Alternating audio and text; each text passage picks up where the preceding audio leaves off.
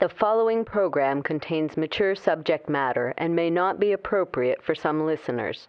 It seeks to recreate the red light district of Canada's capital during the mid to late 1800s and reflects the attitudes as well as... Tired of disposing of your old chamber pots? The smell of septic human sewage messing up your day? Cows, sheep, pulp mills, and filth? Why can't you have an indoor water closet like the classiest people in Europe? Well, now you can with McCrae's Water Closets. Welcome to the 1880s, and the city of Ottawa is aggressively implementing indoor plumbing to catch up with the rest of North America. That's right, no need to be incontinent on this continent. Do like the Governor General and sit on it with McCrae's Water Closets. Be the envy of your mates. Hey, Martin, am I mistaken? Or do you not smell like feces? Uh-huh, do it today. Finish Girls by Rick Kaulbars. Episode 6, The Drinking Party. Starring Marie Victoria as Moira, Brett Desrosiers as Phoebe, Anne Murphy as Beatrice, and Rick Kaulbars as Armstrong.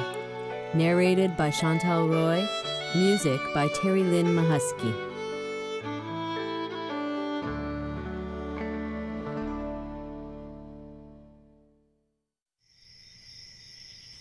The Cluster Finishing School for Young Ladies has recruited a contentious new employee who's brought trouble and disaster in her wake.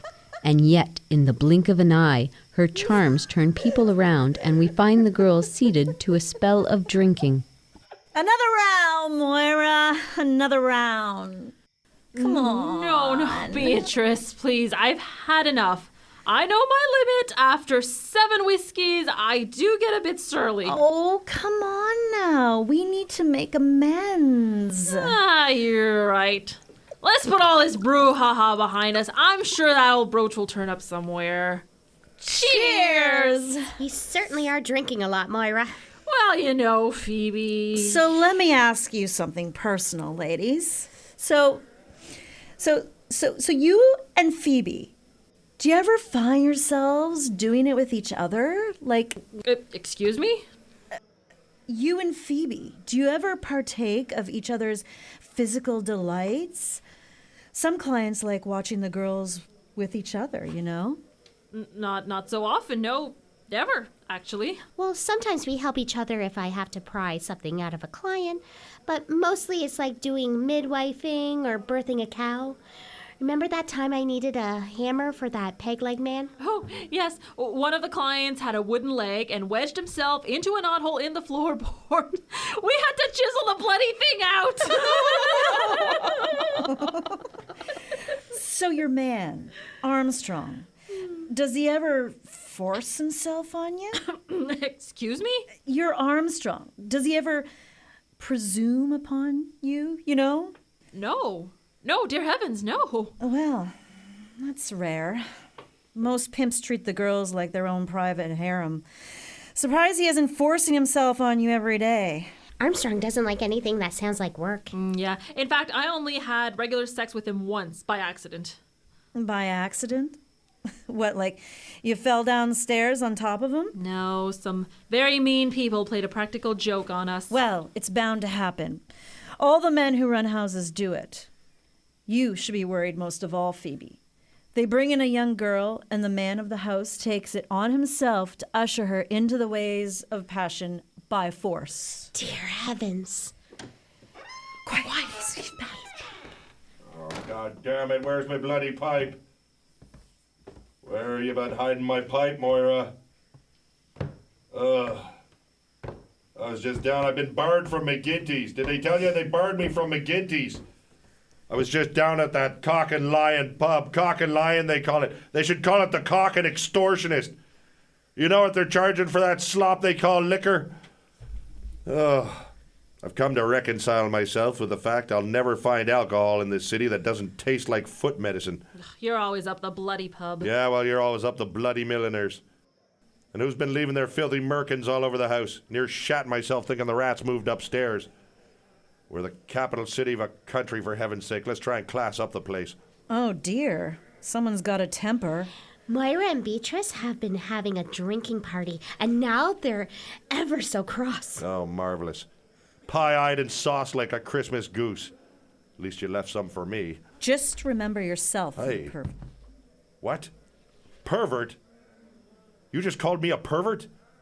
Beatrice? You are drunk. I'll remind you, I'm not the one swanning around the house with a length of cordwood slapping between my thighs.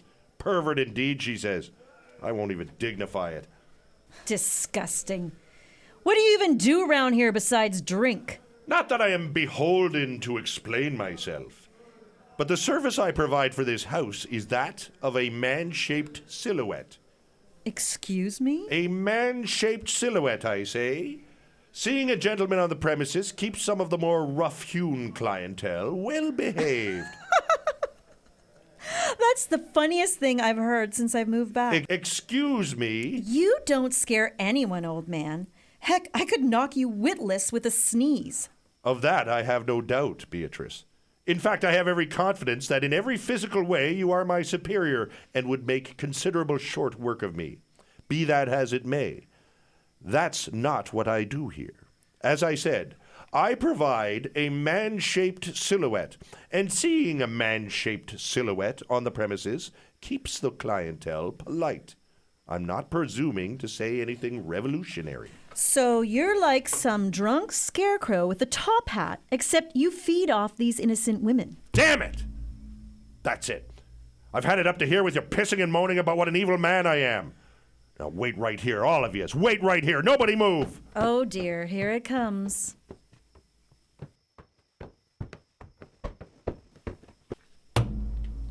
Have a good look at this portrait. You see this picture? This human monster, this troll masquerading as a simian female? This house was running for 10 years before I got here, and it was run by her, Bella Clotweather, the ugliest whore in Upper Canada. The only reason I keep her picture here is it scares the rats out of the basement. For 10 years, it was this woman putting girls on the game, and if you gave her one sour look, one poisonous eye, she'd be tanning your arse with the same switch she used on the clients. I was just a houseman back then, but she scared my piss cold right up until the day that train hit her. And I'll tell you something else. As you well know, Moira, as you well know, most of the houses on this street are run by women. Daisy Malone's Sophisticated Entertainments, Miss Margaret's Orchestra Girls, Chelsea McPhee's Special Confections. Phoebe, would you like to go back to Miss Chelsea's house where she burned you with cigarettes and wouldn't let you say your mass? Watch it, Armstrong. This is all you, Beatrice. This is all you sowing your poisonous discord just like you do everywhere, just like a cat flicks its tail. Sowing discord? We're just asking fair questions. Moira tells me the girls are looking for legitimate work. Why won't you let them? Oh, yes. Well, they've had their taste of the legitimate work. Moira used to be a school teacher. I forget why she stopped doing that. Why did you stop teaching, dear? Turns out I hate children. Ah, that was it, yes. Not only that, our Phoebe, she had a taste of your legitimate work when her husband died. She had to support herself, worked as a childminder on one of the posh estates. Till the bloody lord of the manor decided he had an eye for her. Oh, she fended him off well enough. But when his wife found out, it wasn't him she put the boots to. Suddenly our Phoebe was put to the street, dogged by a cloud of women's lies and women's poisonous gossip that kept her from getting any other legitimate work. Calm down, old man. Women tried to destroy her. Women who'd see her starve in the street for their petulant tittle-tattle. They were calling her a whore long before I brought her into this house, and she was half died of the dysentery when I finally did. So don't lecture me about your saintly sisterhood of womankind, because I watch you stab each other in the eyes every goddamn day! Stop it! It's sickening! You're the house drunk, Armstrong. If the girls want to be on the game, fine. But they don't need you here helping them. Oh, dear heavens. Is that your bold master plan, Beatrice? Turn the girls against me. Get me elbowed out so as you can turn the whole house into bees' bitches. How dare you? Armstrong! Tisk, tisk, Mr. Armstrong. Sorry, Phoebe. All right, Beatrice. You've harangued confessionals out of everyone, and now it's your turn. How's that now? The others have anteed up. Now you. From what lofty ivory tower do you hurl your malignant thunderbolts? What are you looking for? My life story? Pa beat me? And then he had unnatural desires? Sorry to disappoint. I have no idea who my parents were. I was raised by nuns. Then I was adopted by the most indulgent, sweetest couple that were ever born. And then you burned down their house, left them running for their lives. All their livestock died. Now who's trading in poison, gossip, and tittle-tattle? Nothing was ever proved. They couldn't find you to prove it. Later I moved to Montreal and was married. The first of 2 dead husbands. Armstrong, you're being very harsh. Again, she was gone with her inheritance, which she burned through in short order. So says every gaming house on the river. Then she headed to Kingston on the steamship Shamrock, except the boiler exploded, sending it to the bottom and taking 50 souls with it. Are you suggesting I sank a steamship? I'm suggesting that death, fire, and despair follow wherever you go. Well, good for you. You look and look and look for a reason why I am who I am. There's no reason for me.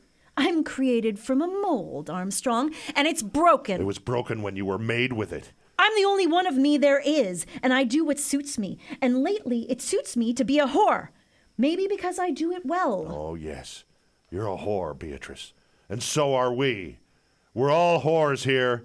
Everyone under this roof. But you're something more than that, aren't you? You're a Jezebel. Only happy when you can gaze upon that which you've laid waste, and your succubus eyes that have ruined so many were gifts from the very Prince of Darkness himself. I don't have to sit here and listen to this. No, you don't. You can sling your hook, pack your kit, and get out. Well, there's still life and sanity enough in this house to keep it afloat. We may be the high watermark on a pile of manure, but we are still a high watermark. We run a straight-up operation within the bounds of the law. Fine! I won't be back. Oh, and by the way, Moira, Mr. Demers says goodbye. What? I'm glad to be out of this DOS house! Mr. Demers is with her now? But I need those transit papers. Yeah, well, you can forget about it. But I thought... Now your ever-loving harlot's been firing her arse-poking machine into his backside every night since she got here. This has all been too much. I think we should call it a night, ladies. The final break has happened. She can't harm us anymore.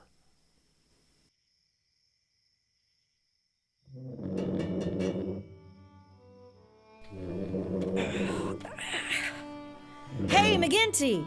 Oh, hello, Beatrice. Sorry, I'm just closing up the pub. Well, you can pry it open again. I need a nightcap. I see you got your trunk with you. Does that mean... Yes, Armstrong's put me out. I'm a free agent again. I'm going to need temporary lodging. I can't help you, Beatrice. We're full up for Dominion Day. I need a place, Elmer. Oh, I can give you a drink. I'll even do you a fry-up, but I can't give you any lodging. Oh, shit. Why is that woman staring at me? Ah, that's Miss Malone. She's with the Salvation Army. Oh, Lord. That's just what I need. She won't bother you. She's just a sipper. Minds her own business. She looks familiar. She's one of those rabble-rousers going on about getting women the vote and such, right? I've seen her singing with the churchy types. I don't know people's politics. I just sell 'em whiskey. Or whatever you call this stuff. Look at her, sitting over there, all judgy and self-satisfied. You know, I wouldn't be against tossing my hat in with the religious types if they weren't always so condescending. They all act like they're doing you some big favor. All think they're so high and mighty. If only they knew how easy it makes it to put one over on them. I gotta go give that old lady a piece of my mind. Beatrice, I swear if you go stirring Oh, up... calm yourself. I'm just going over to have a polite chat. I'm not in any condition to start throwing fists. Beatrice! Come here, you little whore! You'll want to be letting go of my arm. I'm going to have a private chat. I've been upriver for a week. Time to give me a little bit of your swivel. Don't give me that look, McGinty. I didn't use my fist. Stay tuned for episode 7 of Finnish Girls by Rick Kaulbars, starring Marie Victoria as Moira, Brett Desrosiers as Phoebe, Anne Murphy as Beatrice, and Rick Kaulbars as Armstrong. Narrated by Chantal Roy. Music by Terry Lynn Mahusky. This production is made possible only through the kind generosity and assistance of CKDJ Radio and Nathan Coffin. And I'm Johni Keyworth, the voices of McGinty, Mr. Binney, and a few others. For further reading on Ottawa history, seek out Giants of Canada's Ottawa Valley by historian Joan Finnegan. Thank you for listening, and we hope you enjoyed the program.